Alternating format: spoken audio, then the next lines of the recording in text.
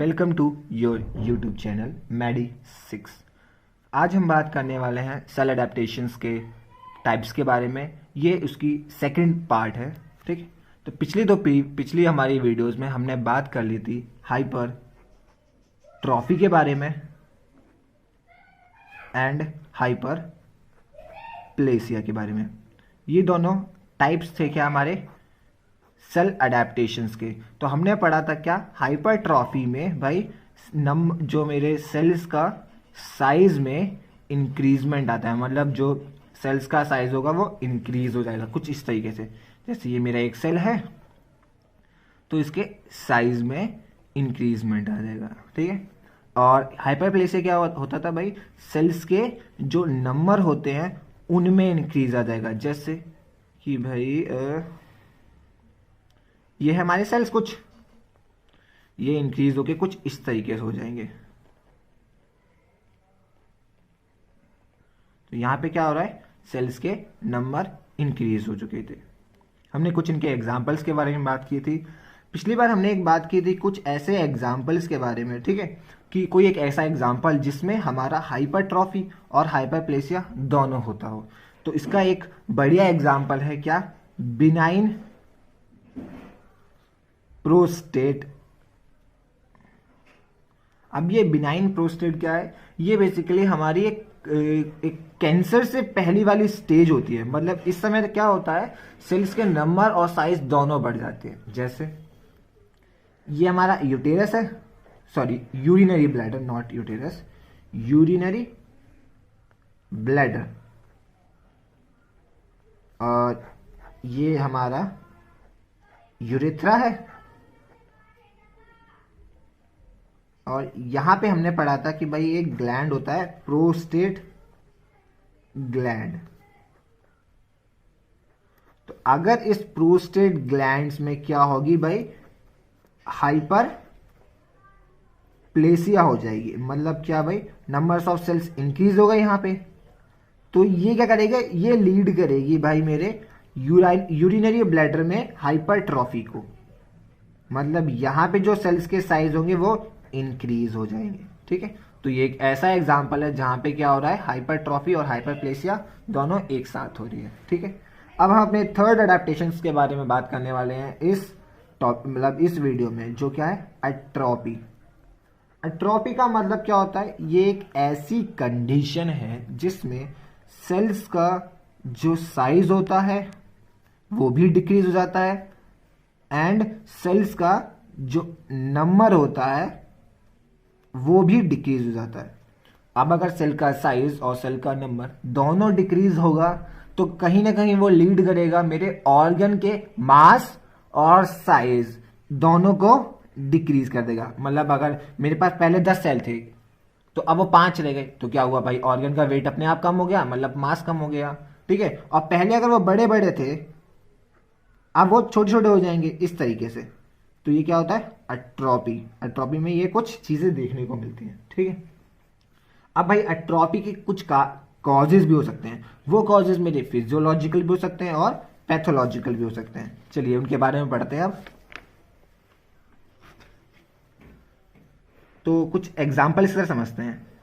जैसे अगर हम एक एग्जाम्पल लेते हैं क्या भाई, ड्यूरिंग एडल्ट लाइफ, मतलब ड्यूरिंग एडल्ट लाइफ मतलब जैसे जैसे हमारी जो एज होती है वो बढ़ती रहती है तो क्या होता है, कुछ चेंजेस देखने को मिलते हैं हमें बॉडी में। मतलब कुछ ऑर्गन्स जो होते हैं वो श्रिंक होने लगते हैं, सेल्स कम होने लगते हैं। जैसे कि आपको पता होगा, जैसे थाइमस होता है वो डिक्रीज होने लगता है साइज में। किसमें, साइज में, जैसे जैसे हमारी एज बढ़ती है। इसका मतलब क्या हुआ कि अगर एक बेबी पैदा हुआ है अभी तो उसका थाइमस बड़ा होगा as comparison to an aged person. तो थाइमस जो होता है with the increase of age, जो साइज होता है थाइमस का वो डिक्रीज होने लगता है। तो इसे कहते हैं एट्रोपी ऑफ सिनाइल, मतलब सॉरी सिनाइल एट्रोपी। इसे हम क्या कहते हैं, सिनाइल एट्रोपी। एक अनदर एग्जांपल लेके चलते हैं, डिसयूज एट्रोपी। डिसयूज एट्रोपी का मतलब क्या हुआ कि अगर आप किसी ऑर्गन का, किसी मसल का या किसी सेल का यूज नहीं करते हैं तो क्या होगा, उसमें एट्रोफी देखने को मिलेगी। जैसे कि मान लीजिए कि आपका एक्सीडेंट हो गया है, ठीक है, या फिर आपको कोई ऐसी बीमारी हो गई है जिसकी वजह से क्या है, आप एक लॉन्ग टाइम तक बेड रेस्ट पे हैं, तो क्या होगा, अगर चलो एक्सीडेंट वाला एग्जांपल लेके चलते हैं, तो अगर आपके पैर में किसी भी लिम्ब में चोट लगी है और आप उसे हिला नहीं सकते, मतलब इमोबिलाइज है, क्यों, क्योंकि उसमें प्लास्टर चढ़ा हुआ है, तो उसमें क्या होगा भाई, प्रॉपर न्यूट्रिशन नहीं पहुंच पाएंगे, किसको, हमारे उस लिम्ब को। तो क्या होगा भाई, अगर प्रॉपर न्यूट्रिशन नहीं पहुंच पा रहा है और तो भाई ब्लड की कमी हो जाएगी, ब्लड की कमी हो जाएगी तो क्या होगा भाई, हमारे प्रॉपर ऑक्सीजन न्यूट्रिएंट कुछ नहीं पहुंच पाएगा, तो कहीं ना कहीं भाई मेरा सेल्स जो होगी उनके साइज में डिक्रीज आने लगेगा और सेल्स के साइज डिक्रीज हो जाएगा। इसे कहते हैं डिसयूज एट्रोफी। अब इस डिसयूज एट्रोफी के कुछ रीजंस भी हो सकते हैं, मतलब ये डिसयूज एट्रोफी क्यों हुई, मतलब जो मेरा लिम्ब था उसके पास प्रॉपर ऑक्सीजन नहीं पहुंच पाया, तो हाइपोक्सिया कारण हो सकता है, ठीक है। अगर प्रॉपर खून नहीं पहुंच पाया, वो भी एक कारण है, ठीक है। कुछ अनदर एग्जाम्पल लेके चलते हैं किसके, एट्रोफी के। तो एट्रोफी हमारी हो सकती है डीनर्वेशन की मदद से, डीनर्वेशन की वजह से। डीनर्वेशन का मतलब क्या होता है, तो जो हमारी मसल्स होती हैं जिनसे क्या होता है, नर्व्स अटैच्ड होती हैं। तो जैसे अगर मैं ये बना लेता हूं अपने फोर आर्म्स, ठीक है, ऐसा, तो इनमें क्या होगी, नर्व्स फैली होती हैं। अगर ये नर्व्स जो है जो सिग्नल लेके जाती हैं, ये क्या होता है, डीनर्वेशन हो जाए, मतलब कि अब ये अनेबल है सिग्नल कैरी करने में, तो कहीं ना कहीं उनकी वजह से जो मेरी मसल्स मूव कर रही थी अब वो मूव नहीं कर पाएंगी, और मसल मूव नहीं कर पाएंगी तो दोबारा डिसयूज एट्रोफी वाला केस देखने को मिल सकता है ना आपको, ठीक है। अगर और एक दूसरा एग्जाम्पल लेके चलते हैं, ईशमिया। ईशमिया एक मेडिकल टर्म है जिसमें आपको इसका मतलब क्या होता है कि भाई ब्लड की सप्लाई जो है कहां पे, ऑर्गन्स में, वो कम हो रही है, मतलब प्रॉपर ब्लड सप्लाई नहीं हो पा रही ऑक्सीजन पे। और आपको पता है कि ब्लड ही न्यूट्रिएंट्स और हमारे ऑक्सीजन लेके जाता है कहां पे, मसल्स में, सेल्स में, हर जगह पे बॉडी पे, ठीक है। अगर ब्लड सप्लाई नहीं होगी तो ऑक्सीजन नहीं पहुंचेगा, न्यूट्रिएंट्स नहीं पहुंचेगा, जिसकी वजह से अपने आप सेल्स का नंबर और साइज दोनों में डिक्रीज आ जाएगा। एक जो कॉमन और रीजन हो सकते हैं वो क्या हो सकते हैं भाई, माल न्यूट्रिशन हो जाए। माल न्यूट्रिशन क्या मतलब कि प्रॉपर न्यूट्रिएंट्स ना मिल रहे हो, उसकी वजह से सेल्स के साइज और नंबर दोनों में डिक्रीज आ सकता है। और हमारा क्या है, प्रोटीन कैलोरी माल फंक्शन, या तो हमारा प्रोटीन्स या फिर कैलोरीज हम लोग मैच ना कर पा रहे हैं जितनी हमारे सेल्स को नीड है ग्रो करने की। इन सारे रीजंस की वजह से हमें एट्रोफी देखने को मिल सकती है, मतलब ये सब क्या है, कॉजेज हैं, ठीक है। अब अगर किसी भी मेरे ऑर्गन में या सेल में अगर एट्रोफी हुई है, एट्रोफी का मतलब हमें साफ पता होना चाहिए कि सेल्स के नंबर और साइज दोनों डिक्रीज होने चाहिए, ठीक है। तो भाई उसे डिटेक्ट कैसे करेंगे, तो भाई हम क्या करते हैं, उनको उनके स्ट्रक्चर से डिनोट करते हैं, मतलब डिटेक्ट करते हैं, सॉरी डिनोट बोल दिया मैंने, मॉर्फोलॉजी से, ठीक है। तो भाई कैसे, एक तो हमें ग्रॉस फीचर देखना पड़ेगा, दूसरा माइक्रोस्कोपी फीचर देखने में पड़ेगा। ग्रॉस फीचर का मतलब क्या होता है कि एक्सटर्नली हमें वो देखने में कैसा लग रहा है। एक्सटर्नली अगर हम देखेंगे उस ऑर्गन को तो हमें वहां पे श्रिंकेज देखने को मिलेगी, ठीक है। और अगर माइक्रोस्कोप से देखेंगे तो हमें पता चलेगा सेल्स के साइज जो है वो भी डिक्रीज हो रहा है और सेल्स का नंबर भी डिक्रीज हो रहा है, ठीक। चलिए अब हम एक अनदर एग्जांपल, मतलब सॉरी फोर्थ हमारे अडेप्टेशंस, जो हमारे अडेप्टेशंस का फोर्थ टाइप है उसे पढ़ते हैं, जो क्या है मेरा, जो है मेरा metastasis, sorry metaplasia, my bad, metaplasia. Metastasis तो एक कैंसर की प्रॉपर्टी होती है, जो फैलने वाली प्रॉपर्टी होती है, ठीक है। मेटाप्लेसिया, अब मेटाप्लेसिया क्या है, एक ऐसी कंडीशन है, मतलब ये अडेप्टेशन का ऐसा टाइप है जिसमें क्या होता है, एक टाइप का, एक प्रॉपर टाइप का, मतलब एक टाइप का जो सेल है वो कन्वर्ट हो जाता है या फिर रिप्लेस हो जाता है, या तो पूरी तरीके से कन्वर्ट हो जाएगा या कुछ टाइम के लिए रिप्लेस हो जाएगा, किससे, अनदर टाइप ऑफ सेल से, अनदर टाइप ऑफ सेल से। और ऐसा क्यों करते हैं, अपने आप को प्रिवेंट करने के लिए, किसी इंजरी से, किसी स्ट्रेस से, ठीक है। अब भाई इनके भी कुछ कॉजेज हो सकते हैं, कारण क्या होंगे मेरे मेटाप्लेसिया के, सेम हमें पता है फिजियोलॉजिकल और पैथोलॉजिकल दोनों कारण हो सकते हैं। इसका एक अच्छा एग्जांपल लेके चले तो हम बात करते हैं मेटाप्लेसिया इन रेस्पिरेटरी ट्रैक्ट। रेस्पिरेटरी ट्रैक्ट में क्या आता है भाई, ट्रैकिया, लंग्स वगैरह आ जाते हैं, ठीक है। ट्रैकिया, ठीक है, इस तरीके से फिर लीड करता है, फिर ब्रोंकाई, ब्रोंक्यूल्स, फिर ये हमारे लंग्स आ जाते हैं इस तरीके से, ठीक है। तो ये क्या हो जाता है, ट्रैकिया, और ये मेरे लंग्स, ठीक है। अब अगर एक नॉर्मल बंदे की बायोप्सी लेते हैं, बायोप्सी क्या होता है, हिमेटो में आप पढ़ते हो या फिर हिस्टोपैथोलॉजी में पढ़ते हो। बायोप्सी का मतलब होता है टिश्यू पार्ट, ऑर्गन पार्ट, ये हार्ड पार्ट लेना जिसे हम डिटेक्ट कर सकते हैं और बता सकते हैं कि क्या कमी है क्या कमी नहीं है, ठीक है। तो एक नॉर्मल बंदे के ट्रैकिया जो होती है, यहाँ पे भाई मेरे किस टाइप के सेल्स पाए जाएंगे, यहाँ पे जो सेल्स पाए जाएंगे वो क्या होंगे, स्यूडो कॉल्यूमनर सेल्स होंगे, ठीक है। प्लस यहां पे क्या होगा, उनके ऊपर सीलिया होगा। इसका मतलब क्या होगा, देखो इस तरीके के सेल्स पाए जाएंगे। ये जो सेल्स है, स्यूडो का मतलब होता है फॉल्स, मतलब पूरे तरीके से कॉलमनर सेल्स नहीं पाए जाएंगे। कुछ तो बड़े बड़े हमारे कॉलमनर सेल्स होंगे और कुछ उनके बीच में छोटे छोटे गॉबलेट सेल्स होंगे।